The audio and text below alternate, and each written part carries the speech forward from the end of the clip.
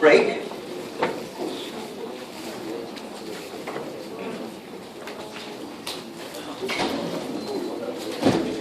So we don't. I really hate the microphones.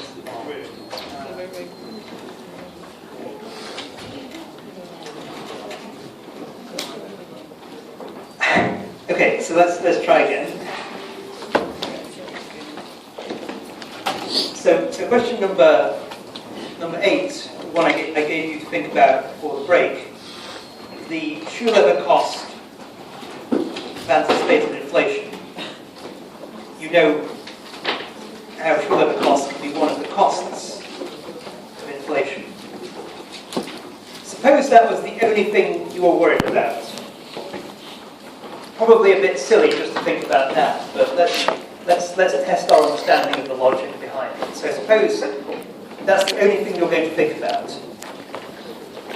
You want to make those costs as small as possible. Would you go for a positive inflation target? Would you go for a zero inflation target? Or would you actually want prices to fall? The claim in the question is somewhat strangely, perhaps, you'd actually want prices to be falling. You'd actually want a negative inflation rate. So, this was the framework I suggested to you to use in answering the question. You could think of a money demand function, perhaps as derived from the Balmol-Tobin model. That Balmol-Tobin model had a transaction cost to be paid whenever you converted interest-bearing assets, think of it as money in a savings account, into cash or money that you can go out and spend. So each trip to the bank had a cost. When you were holding little money on average, so when you were at the left of this money demand diagram, you were making many trips to the bank. So someone asked me about this just before the break. When I say high Shulevers costs, it's not that I mean the cost of each trip to the bank is high. It's that you're making many trips. So the number of trips times the cost, that overall Shulevers cost, is high. So this is many trips. Whereas the low Shulevers costs, where you hold a large amount of cash, on average you make a few trips to the bank.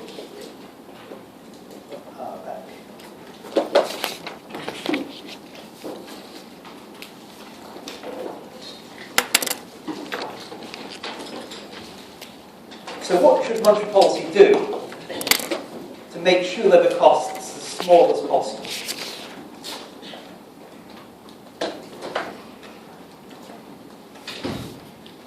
Well, what does monetary policy affect in this diagram?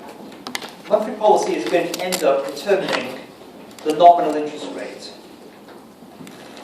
So different monetary policies will have different interest rates. Different interest rates will give you different outcomes, of course, on the money demand function. And we've seen those different outcomes correspond to different extents of these Shulevers costs. So if we want to get the Shulevers cost down, where do we need to be in the diagram? Down at the right here. How do we get there? We have to have monetary policies that keep lowering the nominal interest rate.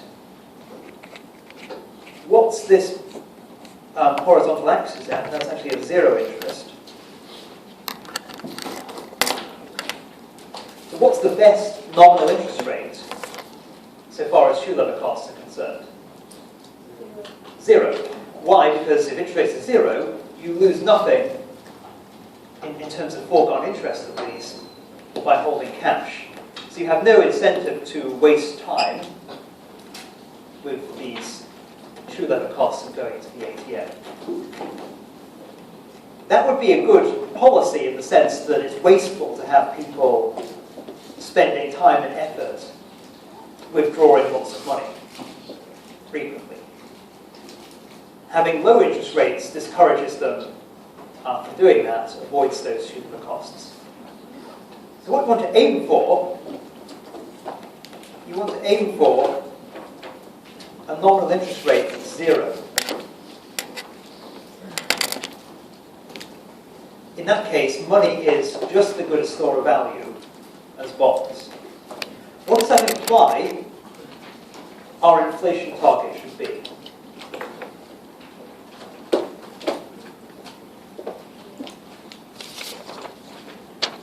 The Fisher equation, I equals R plus pi, here we're talking only about expected inflation. The Fisher equation links nominal rates, real rates, inflation. We want to find what inflation rate is implied. We use the Fisher equation. So using the Fisher equation, we can write that as saying inflation is I minus R. If I is going to be 0, what does inflation have to be? Minus R. So inflation should be the negative of whatever is the real interest rate in the economy. Now, are real interest rates typically positive or negative? Not necessarily in any particular year. You might find a year where real interest rates are negative, but suppose I asked you on average, over many decades, are you more likely to get positive or negative real interest rates? You'd hope to be positive. Certainly our pension schemes would be in great difficulties if real interest rates were negative on average. So it's likely that R is positive, therefore minus R is negative. So it is indeed the case that you'd expect, you want inflation to be negative if you want to minimize shoe leather costs. Basically, by having deflation, you're making money grow in real value, just like investments in other kinds of assets would. And that's how you will encourage people not to waste their time with incurring shoe leather costs. Should central banks take this seriously? Probably not, because there's lots of other things to worry about apart from shoe leather costs. So I'm now going to show you, in the context of the question on the liquidity trap, why central banks perhaps should be terrified of setting nominal interest rates to 0, whereas this logic here is saying that's actually the best thing to do if shoe leather costs are a concern. If the liquidity trap is a concern, this will turn out to be a disastrous policy. So let's go back to the long question we started and see how that's going to work. This was question 10. We're now to part B. So explain what it means for an economy to be in a liquidity trap. What effect does the existence of this liquidity trap have on the LM curve representing money market equilibrium?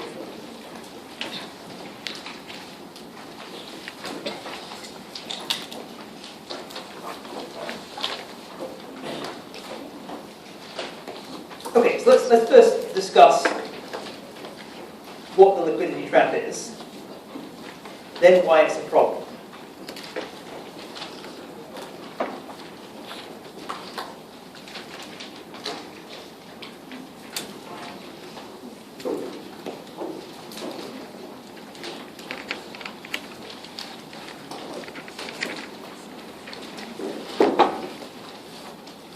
The liquidity trap is, if you have to give a definition of it, you might say it's something to do with the fact that demand for money becomes very, very high.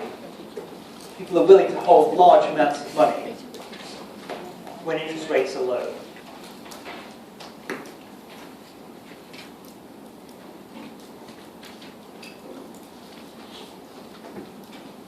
So there's an incentive to hold wealth as money when the nominal interest rate gets down to zero or gets close enough to zero.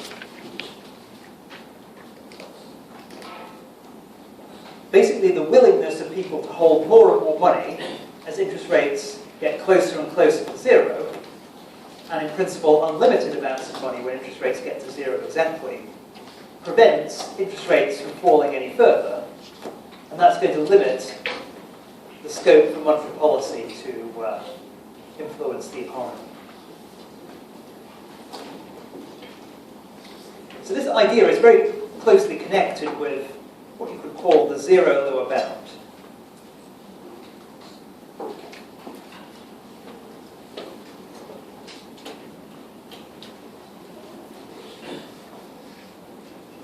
The zero lower bound, which is really just another way of describing this, is the idea that the nominal interest rate cannot be negative. You cannot have a bond offering a negative yield. You cannot have a savings account offering a negative interest rate, at least in nominal terms. So why is that?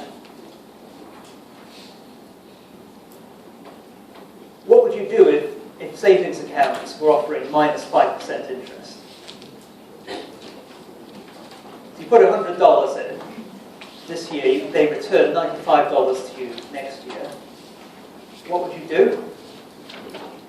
You would withdraw the cash, and you'd do what with it? Presumably you want to save. That's why you had a savings account or contemplating putting money in a savings account. So how do you save with cash? Well, you proverbially stuff it under your mattress and hope it's still there in a year's time, I suspect. So the reason for the zero lower bound is the ability to store cash.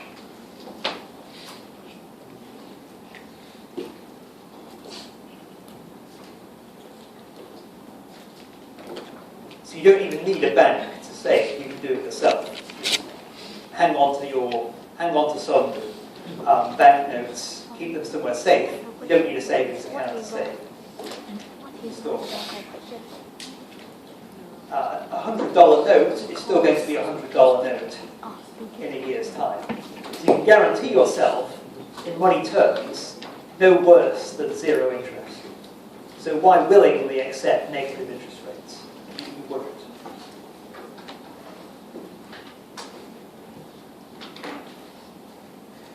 Now, from time to time, you see that in the financial press, if you go back and read some of the stories that were in the news during the financial crisis, sometimes bonds actually have had negative interest rates. So, in the financial crisis back in 2008, for a few days at least, US Treasury bills, a type of bond, had a negative yield, had a negative interest rate. So people were basically paying the US government to store their savings for them. Paying for the privilege, not getting any return. You might read in the financial press at the moment there's some discussion that the ECB might want to set negative interest rates. So when they think about what they're going to do, because they haven't done any quantitative easing yet in Europe, unlike other central banks, one possible alternative on the table is to set an interest rate less than zero, minus 0.25%, or something like that. So how is it that you can have those kinds of discussions? The example I gave you before, where Treasury bills briefly had a negative interest rate, how can you have those kind of discussions in the real world when apparently, in theory, there's a zero lower bound?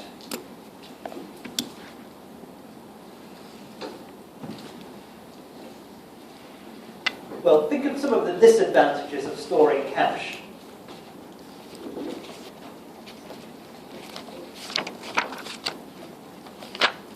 So I told you the argument was you can store cash, and a $100 bill is always going to be a $100 bill in the future. It's not going to turn into a $99 bill or anything like that. So it remains a $100 bill. It earns zero.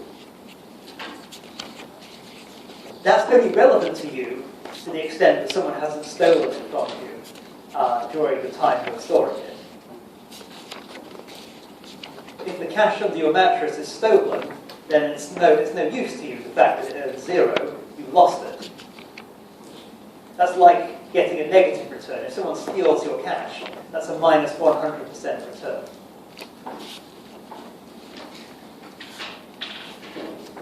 Now suppose you're a fund manager.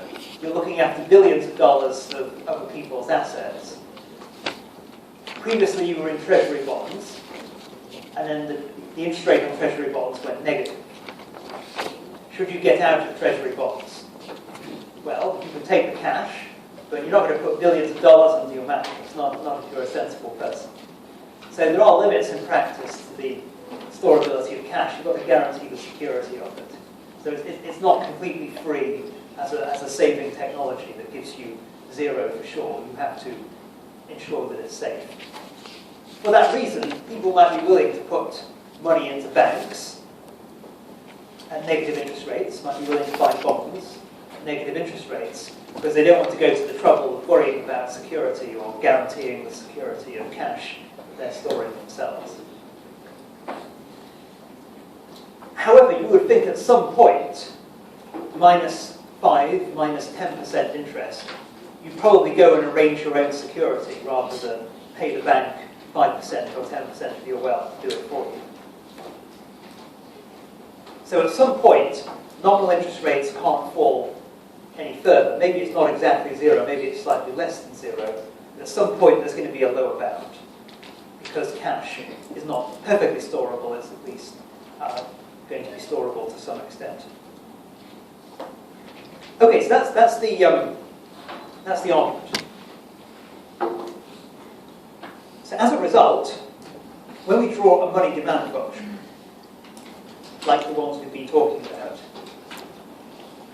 there is a reason why, at zero, we draw it the following way.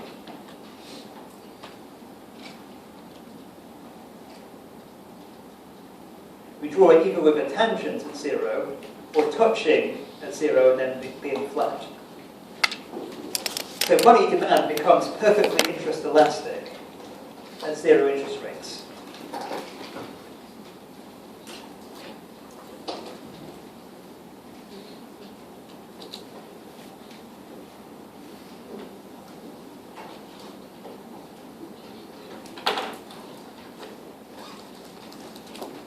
So what's the argument for that?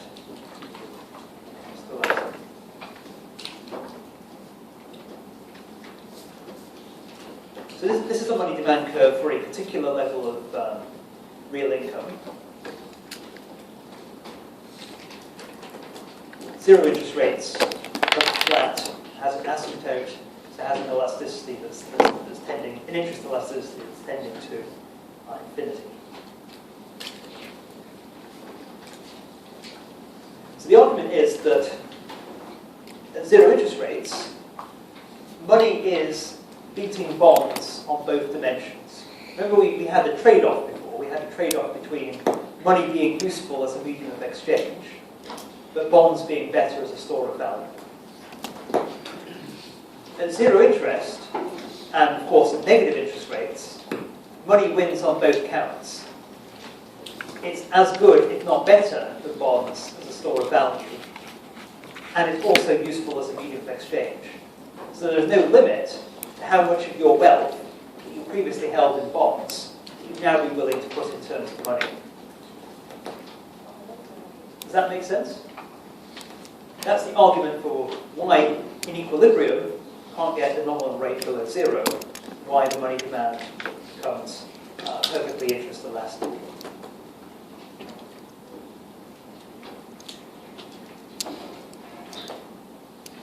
So what does this all mean in terms of the ISLM model? We've kind of been ignoring this issue when we draw an ISLM diagram normally. We don't worry about zero interest rates, and so long as the actual place where IS and the low cross actually is a positive interest rate. That's not too much of a problem if we've ignored this. But of course, interest rates can get close to zero. We've seen that happen in many countries. So how do we have to change our ISLM analysis to account for that? So, suppose this is your money demand. What's the LM curve going to look like? Let's work it through. So, I'm going to draw two diagrams. One the money market, one the ISLM diagram.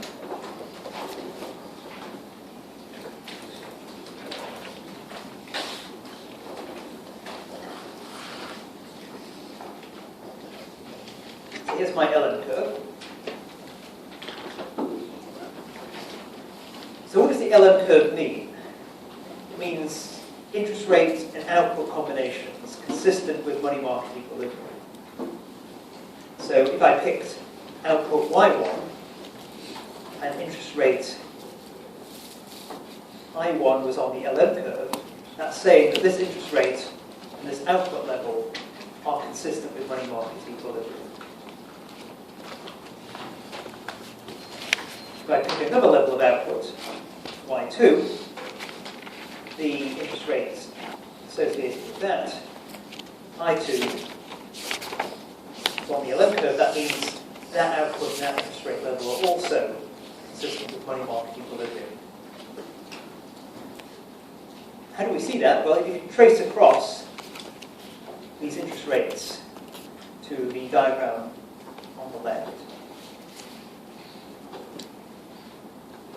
that must mean at those income levels, money demand equals money supply. Corresponding interest rates being either I1 or I2, Y1 or Y2.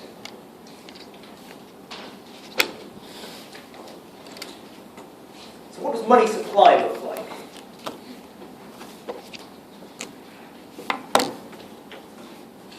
Money supply is the easy part of the money market. Why? Because the supply of money is a monopoly of the government or the central bank. So households and firms can't supply money. Only the central bank can do it. And we assume the central bank fixes the money supply. So there is an inelastic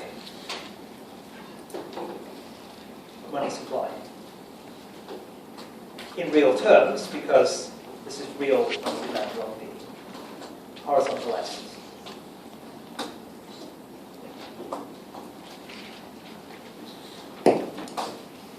So where's money demand? Well, when income is Y1, it must be going through the money supply curve.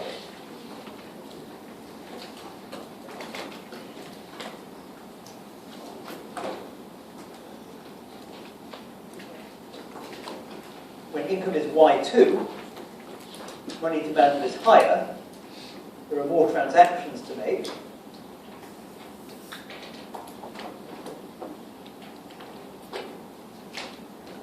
And that intersects money supply at a higher interest rate, the I2. So that's normally why the LM curve is the shape it is, upward sloping. Higher output, more demand for money as a medium of exchange to make transactions.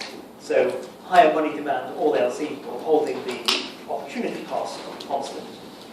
But in equilibrium, as the money supply is fixed, we need the interest rate to rise to clear the money market.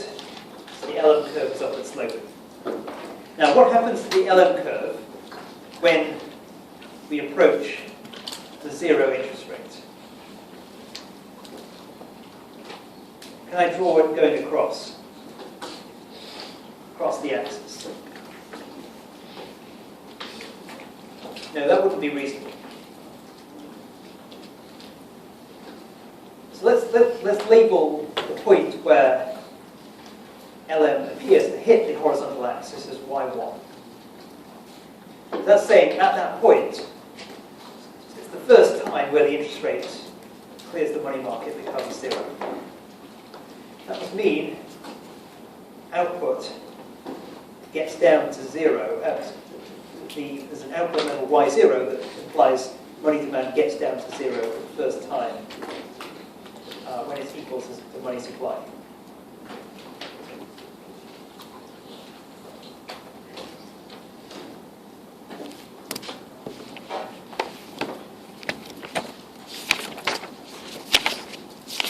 Now, if you have even lower output, you'd have even less money demand.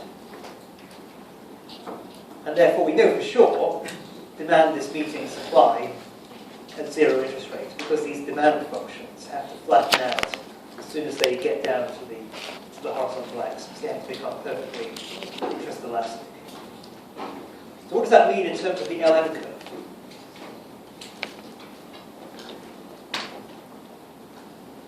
It means it's going to become horizontal. So it's flat between 0 and whatever level of income that makes money demand just about large enough to get the equilibrium interest rate above 0. That's our LM curve at the liquidity trap, or taking account of the liquidity trap. So this region here, this is the liquidity trap.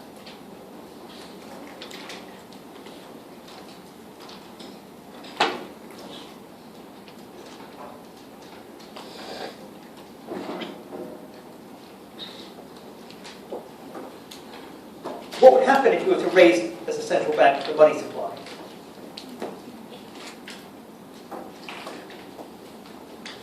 Suppose I do an expansionary monetary policy, I shift money supply to here.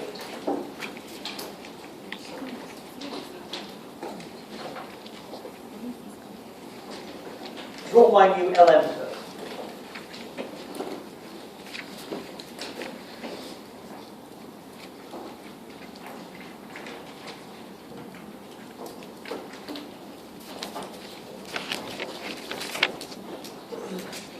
Try drawing it now.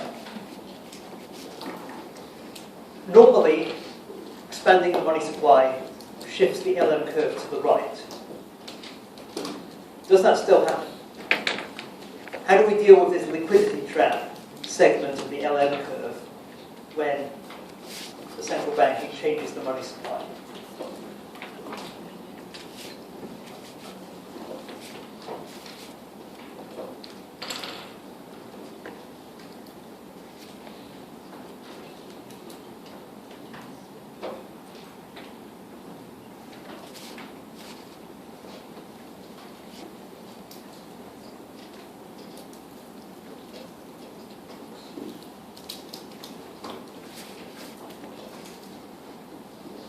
Well, what's the,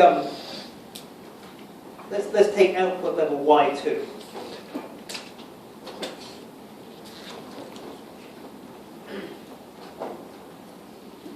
That corresponds to the rightmost of these three money demand functions.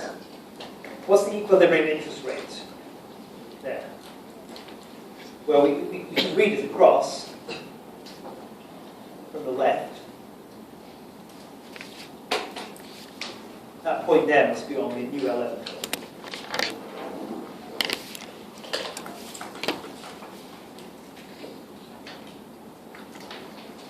What about income Y1? Where's the new interest rate that's consistent with money market equilibrium? Now it's 0 because the middle money demand intersects the new money supply at 0. So those two dots there are on the new LM curve. At income Y0, for sure, we have a 0 interest rate consistent with money market equilibrium. So the new LM curve will look like this.